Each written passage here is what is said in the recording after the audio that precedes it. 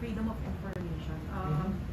President Duterte, sir, has received criticism for not making public the statement of assets, liabilities, and net worth, or yung salin niya. So, sir, kayo, when you're in Malacanang now, what's your stand going to be on this? Are you going to make your salin public, sir, or will you order the ombudsman to remove the recent restrictions, sir, on making public, or yung pag-request ng public sa mga salin po ng government officials?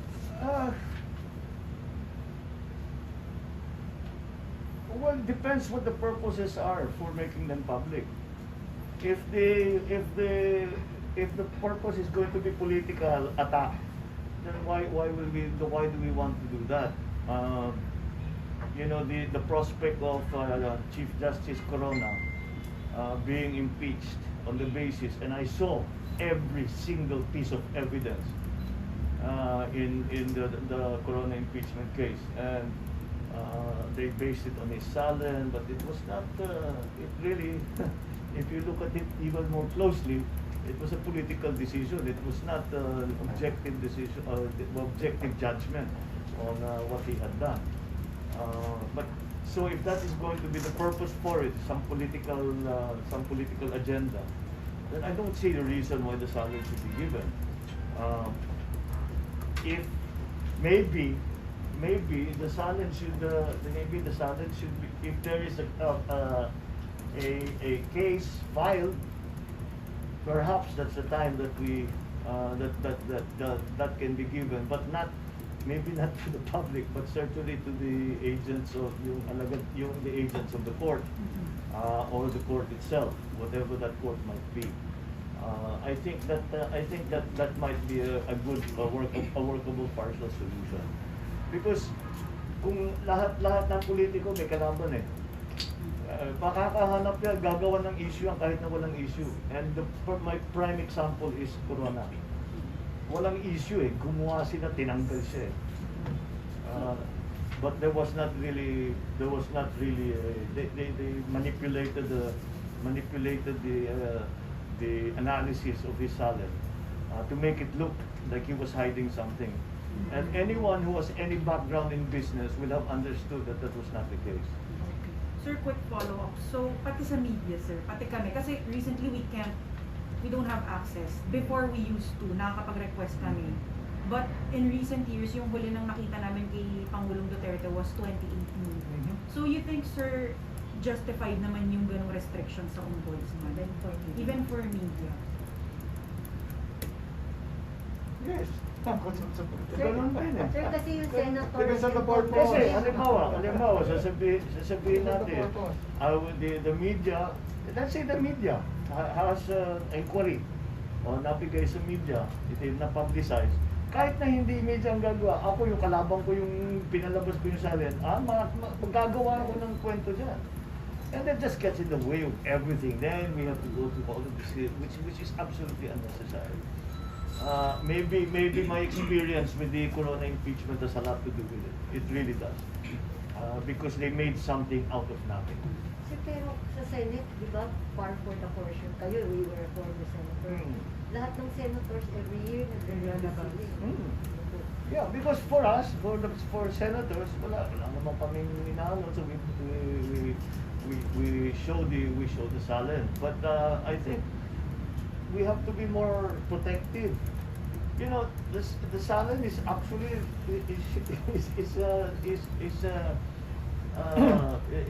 it shows exactly what your economic activity has been pretty much for all your life. And to be fair, some of the, like, this is another thing we discovered like in terms of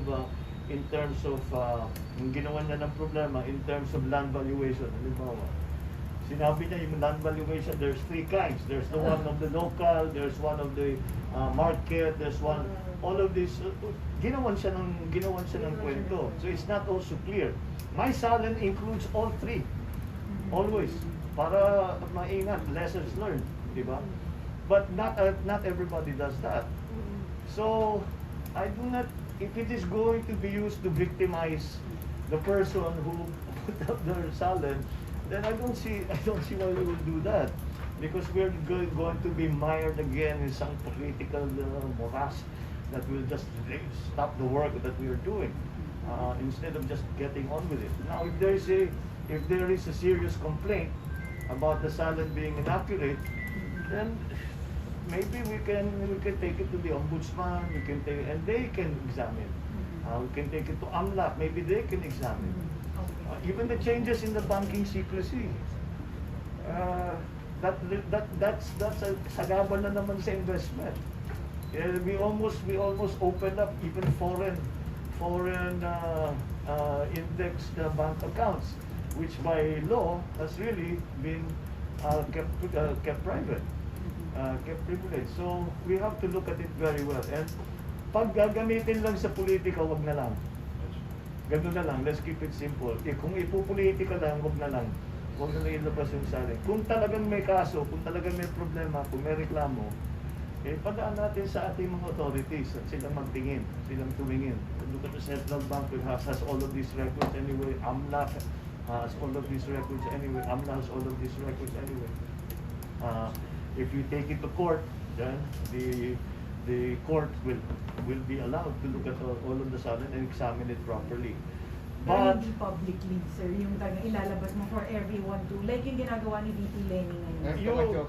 you give me somebody's salad which is perfectly good, mahahanapan ko ng ano yan. Mahahanapan ko ng issue yan kung talagang gusto ko. Pero iyan na lang bang gagawin natin? Ma'am Chucha, I agree kay Presidente BBM. I'm sorry. For your information po, very close rin po kami kay Chief Justice Corona. Oo nga, Nakita namin pang-aping ginawa dyan. Talagang hindi na tama eh. Kaya kung ganun lang ang gagawin, is for political purposes, wag na. Kung talagang may problema, if they violated or they neglected in some way what they were supposed to do, then we can take it to the proper authorities. Publicizing it will not help. Next. Ladies first. Thank you, sir. Good morning po. This is about yung reimposition of death penalty, maiba naman ang tanong, sir. Few years ago, reimposition of death penalty. Few years ago, sir, nagsabi kayo na you're in favor of reimposition of death penalty sa drug traffickers.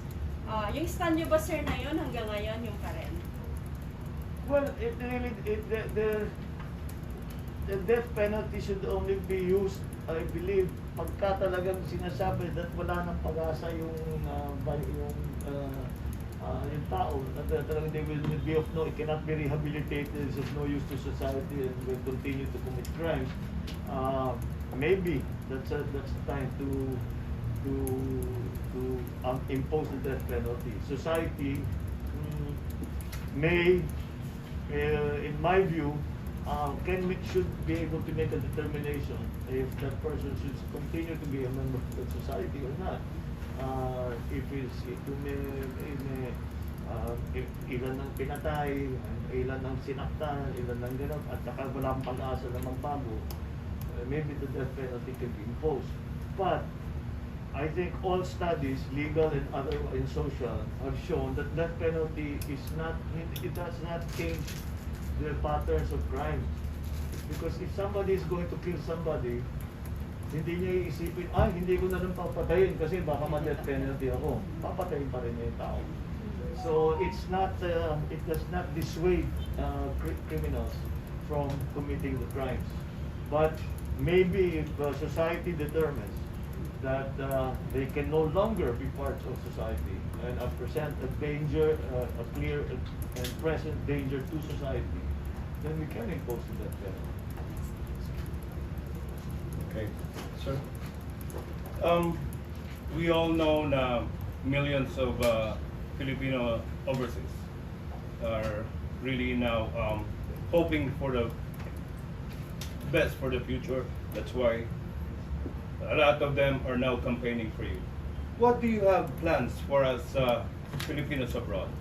Ano po ba ang pwedeng i-offer ng gobyerno nyo sa mga Filipinos, not only from abroad, but yung mga kamag-anak nila dito?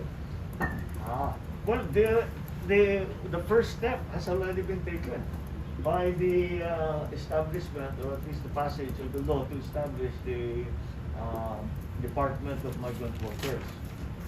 And in essence, the way it should be organized, in my view, the way it should be organized is that if you look at the experience that we have had, OFWs, when they get into trouble for whatever reason, when they are abroad, they go to the embassy, nagpapatulong.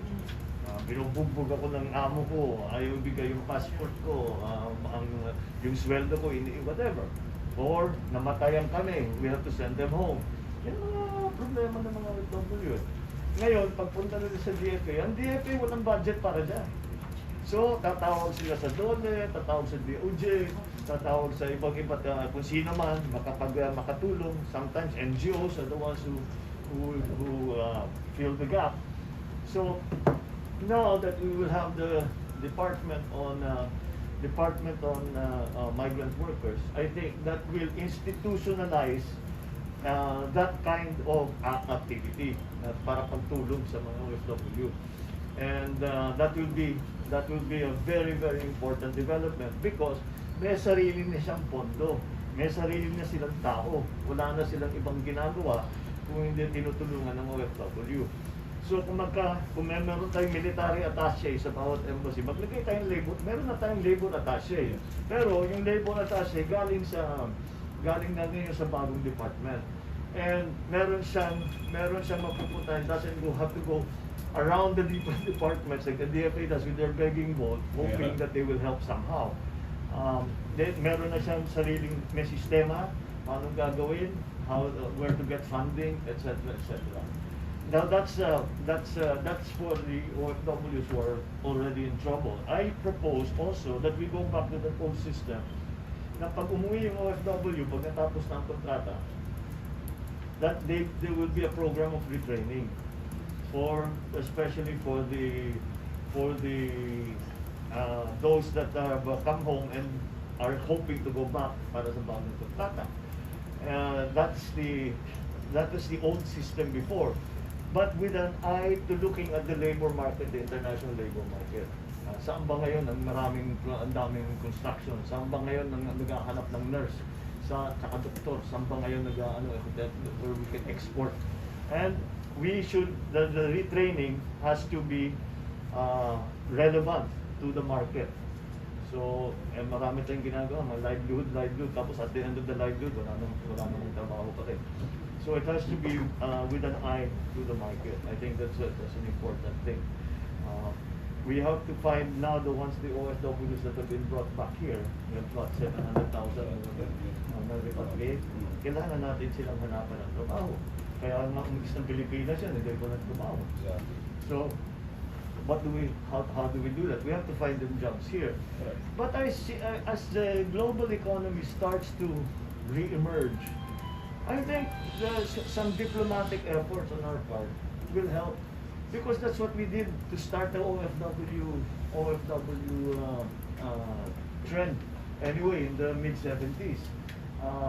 Pinaglilapitan natin ng G2G tayo. At kinausap natin ng mga gobyerno. Sabi namin, you need engineers, you need construction workers, you need welders, marami kami niyan. So, why not sign a contract with us? O yung mga nawalan ng trabaho, yung sa na-repatriate, kasi nawalan ng trabaho, kung saan sila nanggaling, puntahan natin ulit. Let's go back to Dubai, let's go back to UAE, let's go back to Saudi, and say, okay, nagka-problema tayo dahil dito sa pandemic, paano natin ibabalik ngayon yan? Ibalik naman natin kasi kawawa itong mga tao ito. At saka may experience na kayo sa Pilipino. Nagustuhan nyo na yung Pilipino. We have a very good reputation as a good workforce. So, but we have to do some diplomatic engagements and return to that, because that's how we started. Yes. So let's do it again, because we are in a way starting again. There was one, I was talking to an OFW group the other day, and they brought up a very, very important point. Dahil nabanggit ko, yung mga pamilya, mag-isip tayo ng pabahay para sa mga pamilya. Kasi uuwi yan, tapos wala pa rin bahay, naka-squatter pa rin sila. Di ba? Mga engineer ito, ha? Hindi ito yung sa low-level, medyo mid-level na to. Hindi, wala pa rin pabahay. it is part of a bigger problem that we have in the Philippines in terms of housing. I know this because I was chairman of the Committee on Housing and Urban Development in the Senate. We are approaching 5+ million shortage of housing for the general public. So that's another problem that we really have to look at. Another problem talaga. That's another problem that we have to look at. Mabuti yan lang na mag-create na naman tayo ng Department of Human Settlements. So we again, at least institutionally and structurally, we are beginning to take the first steps to remedy that situation. But really the problem that I've been seeing, hindi pina-prioritize ng gobyerno. So hindi nabibigyan ng gastos, hindi nabibigyan ng pondo, hindi ginagastosan ng gobyerno, hindi naging priority. But it should be a priority because there are lots of detrimental social effects to the Filipino family, lalo na pag mga OFW, hirap na nga, they're already separated, wala pa silang bahay. And you know, we keep talking about how they are the bagong bayani, but we don't do anything. We don't do anything to actually help them, considering that the remittances constitute what, 11% of our GDP. Yeah. So kilalanin talaga natin, and at least there's some it's not enough that we welcome them in the airport and shake their hands and take our picture. We have to really give something substantial back for what they have done for our country. And there were times in our economy, yan ang bumubuhay talaga sa atin, yan ang liquidity natin, it was coming from the remittances. So, yes, there are many problems facing, but maybe it would not be a bad thing to make them a priority. Everybody is a priority, but the OFWs, because of their contribution to our economy, should be recognized maybe as a special case. I don't know how we will do that as yet, because the demand or the lack of housing at home, without considering yet the OFW situation, is already a very, very bad one. So marami pa tayong hakabulin before we can get to the point na mamimili na tayo kung saan tayo magpapabahay. Especially in the urban areas. We have to change. I don't know if napunta tayo sa housing, but anyway. But anyway, we have to look in the urban areas. We have to stop yung sinasabing bahay lupa. Yun ang talagang pangako ng gobyerno, ba may bibigyan kayo ng bahay lupa. Pag-isipan na natin yung high-rise, yung mga because wala nang lupa wala na talagang lupa. Ituloy natin yung BLIS, imbes na mid-rise, high-rise na. High-rise. Oo, pero they own the unit. Yes. They own the unit.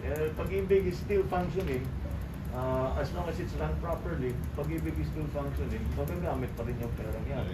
So, again, that's something that we really need to look into to find a way. But in the end, ang situation sa housing, kailangan ng pondohan.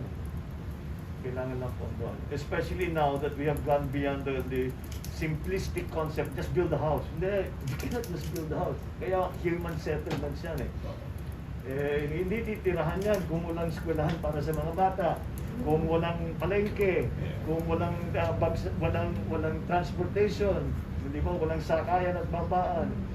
If it's too far from the place of work, dapat the actual calculation, especially in urban areas, is 1 hour. Is the acceptable. How many people do we see in EDSA at 12 o'clock in midnight, nag-aantay pa ng bus? Gigising ng 4 o'clock para makabalik. So talagang hindi, it's not, you look at the people in the buses, tulog lahat. They're all asleep. Because syempre gumising na napakaaga, at saka nakatulog yan, late na, di ba? So we have to keep that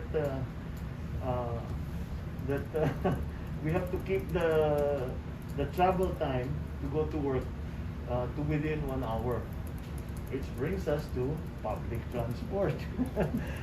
Kabit lang talaga. It's all very well. We live in a complicated economic system. So everything is complementary. or becomes an obstacle to another part of the economy. Sir, in relation sa bilis, itutuloy niyo po ba yung program niyo rin kadiwa? Iba sa agri naman yun. Okay. Oo, sa agri naman yun. Well, agri, when you're talking about job generation, agri is going to be a key element.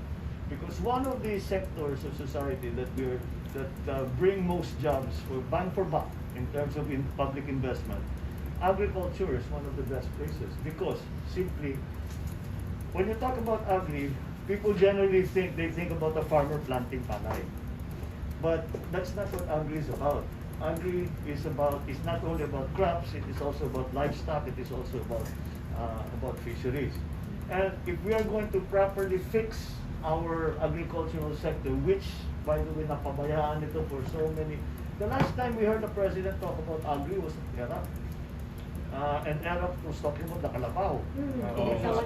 Which was not a bad idea, but you see that there's no priority to that. But we have to fix the entire system ending in the kadiwa. But you have to do research and development. Global warming na nga eh. I was looking out my window 2 weeks ago, bumubunga na yung mangga. Sabi ko, na-confuse pati yung kahoy. Kasi ang aga-aga, Enero pa, may mangga na. So we have to think about even the part that we play in global warming, that global warming place. We have to find new varieties, we have to find new techniques on how to grow, how to mag-alaga ng hayop at saka yung ating fisheries. To do that will require along an entire supply chain. You have to vertically integrate the entire system. And to vertically integrate requires financing, requires R&D, requires financing. After financing will be the acquisition of inputs for the farmers that we will give as part of the production loan. And then the processing.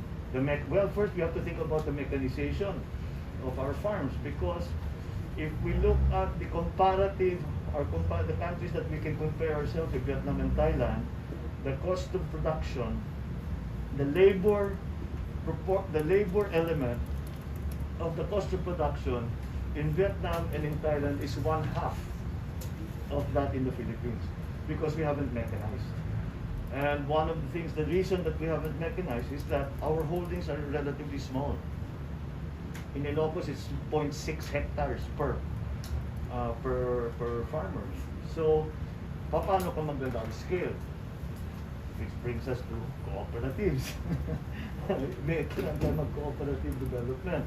But anyway, we have to do all of that so that meron tayong FTI noon, bagsakan, that is going to be the wholesale bagsakan ng agricultural products, and then ibebenta ipagbibili sa kadiwa. Now, presumably, because government is not a profit-oriented enterprise, it can be sold for cheaper, which is why kadiwa was actually a success at nakapag-provide na ng cheap areas. Now, we need to do this anyway, because one of the first things that we noticed when COVID came was our food supply suddenly became precarious. Yeah, and that included not only because of the production, but it also included the supply lines, that everything was cut off, restaurants were closed, so the farmers were stuck. Kahit na maganda yung ani nila, wala pupuntahan yung kanilang ani. So we have to fix all that. These are the things. But if we have that agricultural system together, like nasimula niyan na masagana 99, but then sinabayan din pati fisheries, di ba, nagbigay ng yung out of KKK, nagbigay yung gobyerno ng bangka, nagbigay ng mga nets, nagbigay ng mga outboard motors, all of these things for that. Now, I think as far as I can tell, our inland fisheries are already fully developed. But maybe mariculture might be the next. We are an archipelagic country. There is so much opportunity for mariculture. There's a statistic that says by 2035, 50% of the consumption of fish from the sea will be cultivated. We have to get in there. Bagay na bagay sa atin yan eh. So we have to start that already. And then the programs that we always had, yung para sa livestock na nagbibigay ng inahin, ng baka, ng baboy, ng kambing, di ba, dinidistribute sa tao yan pagka nanganak na, kukunin ulit yung inahin, dadalhin sa next para magkaroon ulit ng ano. So, yun ang dispersal, yung tinatawag ng dispersal. So those are the things that we still have to do. And then, ang ending nga niya, pag marami na tayong produkto, maganda na yung produkto ng isda, maganda ng production ng isda, maganda ang production natin sa livestock, at at that time, rice and corn lang. Pero isama na natin sa high value crops, sa mga gulay, then we can sell it in the kadiwa. So yes, the kadiwa. Actually, yung kadiwa, kahit na hindi pa natin ginagawa, binubuhay na talaga eh. Many local governments have adopted it already. So we can go back, look at the model that we had before, change it, adjust it to the modern situation, to today's situation, and that way we can have again a robust food supply, that we don't have to worry that there's a pandemic, no, wala yung food supply. Kung mag-alitan ang Thailand at saka Pilipinas, hindi tayo umaasa, di ba? Baka magka-problema, may OFW na nagka-problema, there's going to be a diplomatic, like in China, di ba, tinigil yung pagpasok ng ano. So all of these things I think can be done, but it's not the work of a day, because we're not talking about one here and two there. We're talking about whole systems. So what I hope to do, should I be blessed to be put in the position of president, then I think what we can only 6 years we heard President Duterte. Sabi niya, talagang hindi kasya sa 6 na taon, hindi ko nagawa lahat ng gusto kong gawin. So at least masimulan lang, we institutionalize some of these efforts that we have, so that kahit magpalit na ng administrasyon, ay tuloy pa rin yung ganung klaseng system.